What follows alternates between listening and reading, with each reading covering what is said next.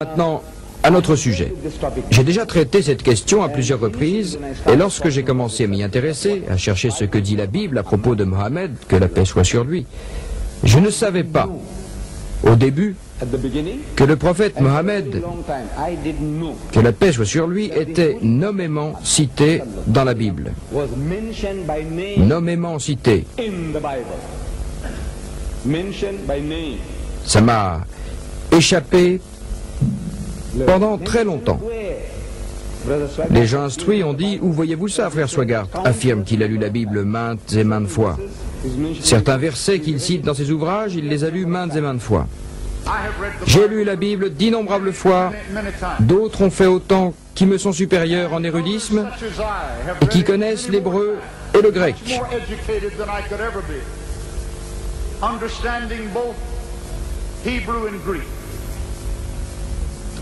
Et malgré ces lectures innombrables, frère Swaggart n'a rien vu. Est-ce possible? Je vais vous expliquer comment je vois les choses. D'abord, Mohammed est nommément cité. Dans les manuscrits primitifs, le Vieux Testament,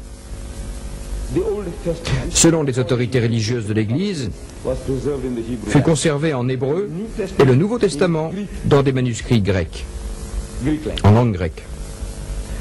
Dans l'Ancien Testament, Cantique des Cantiques, chapitre 5, verset 16, nous lisons en hébreu. Je suis certain que frère Swaggart appréciera, car je l'ai entendu dire qu'il connaissait l'hébreu et qu'il connaissait le grec.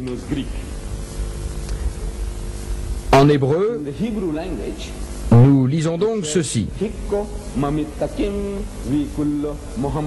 Cantique des Cantiques, chapitre 5, verset 16, le mot Muhammadin se compose de Mohammed et Im.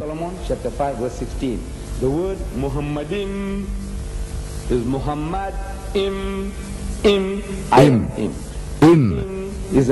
est le pluriel de respect en hébreu. Le premier verset de la Bible dit, livre de la Genèse, chapitre 1, verset 1, au commencement, Dieu créa les cieux et la terre. Le mot Dieu en hébreu, c'est Elohim. En hébreu, El désigne Dieu, Allah désigne Dieu, Elohim est une forme de pluriel qui marque le respect et la révérence. Pluriel de respect. Dans toutes les langues orientales, y compris l'arabe et l'hébreu, il existe deux sortes de pluriels. Dans ma langue maternelle, nous avons le pluriel de respect et le pluriel des nombres. En ourdou, pluriel de respect et plusieurs des nombres. Dans le Coran également, nous trouvons exactement la même chose. Comme dans ce verset, Dieu dit, c'est-à-dire, c'est nous-mêmes qui avons fait descendre la révélation et c'est nous-mêmes qui la préservons. Qui est-ce nous? Demandez à n'importe quel musulman. Qui est-ce nous? Est-ce Dieu, Gabriel et Mohammed? Comme le Père, le Fils et le Saint-Esprit? Non, non. C'est quoi ce nous? Que désigne-t-il? Quand on nous dit dans le Coran, dit c'est lui Dieu, seul et unique. Ici, il parle de nous. Aucun chrétien arabe n'a posé la question aux musulmans.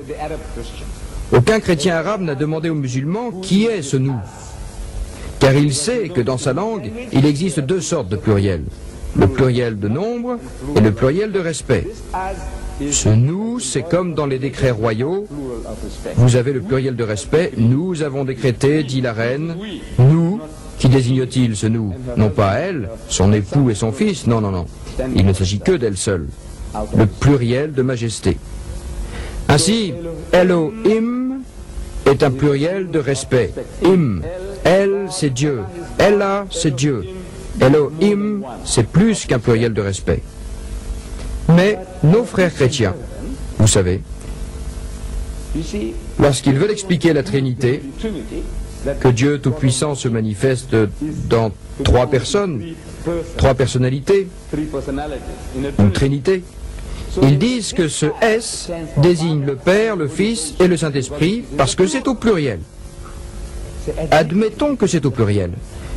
Mais s'il désigne les dieux, c'est la traduction exacte. Mais il n'existe aucune Bible, aucune des différentes versions de la Bible, pas une seule Bible au monde où il est dit « Au commencement, les dieux ont créé les cieux et la terre ». Je vous demande pourquoi êtes-vous si malhonnête? Si c'est au pluriel, pourquoi n'employez-vous pas la marque du pluriel? Pourquoi ne dites-vous pas au commencement « Les dieux ont créé les cieux et la terre ». Pourquoi dites-vous Dieu? Voyez-vous, si c'est au pluriel, dites-le franchement, dites qu'il y a des dieux.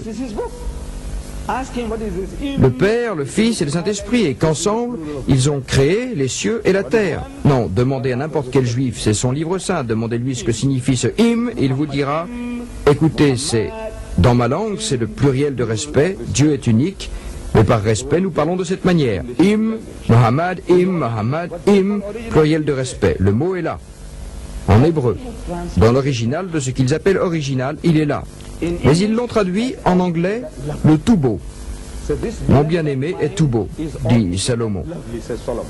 Quand vous lisez le tout beau, il ne vous vient pas à l'esprit de l'associer avec le mot Mohammed. Vous le lisez des milliers de fois, le tout beau. Le tout beau, ou disons-le dans une autre langue, le loué.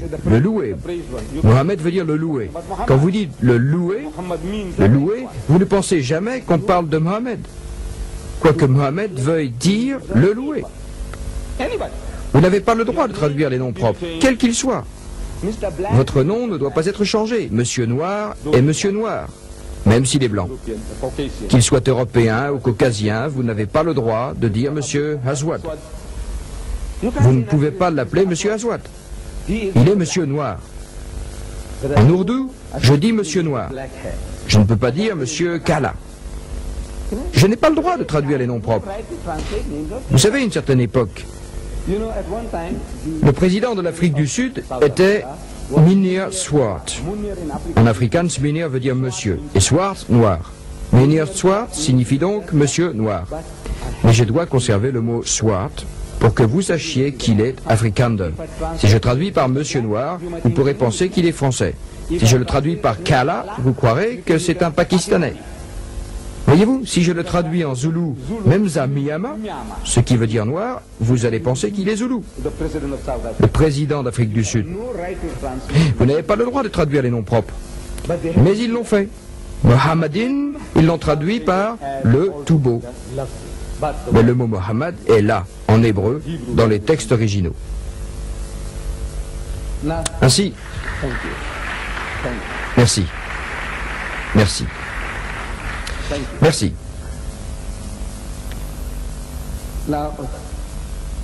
Si l'on analyse, pour vous montrer par d'autres preuves que la maladie était très répandue parmi les traducteurs de la Bible, en particulier dans le dogme chrétien, voyez-vous, ils ont traduit des noms tels que Messiah, Messiah. Jésus était le Messa, un mot hébreu. En arabe, Messie,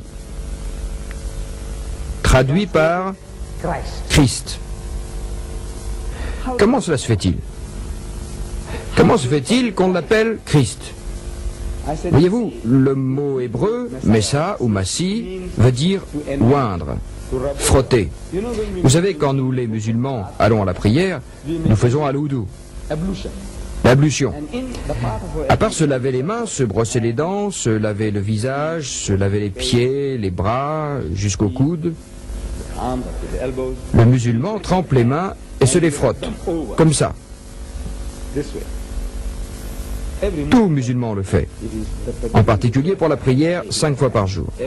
Chaque fois qu'il fait al-wudu, il se trempe les mains après avoir tout lavé et se les frotte. Comme ceci, comme cela et comme ça. Comment dites-vous? Massa. Vous voyez, nous disons Massa. Massa vient du mot hébreu Massa. Massa, Massaha, en arabe et en hébreu, veut dire frotter, masser, oindre.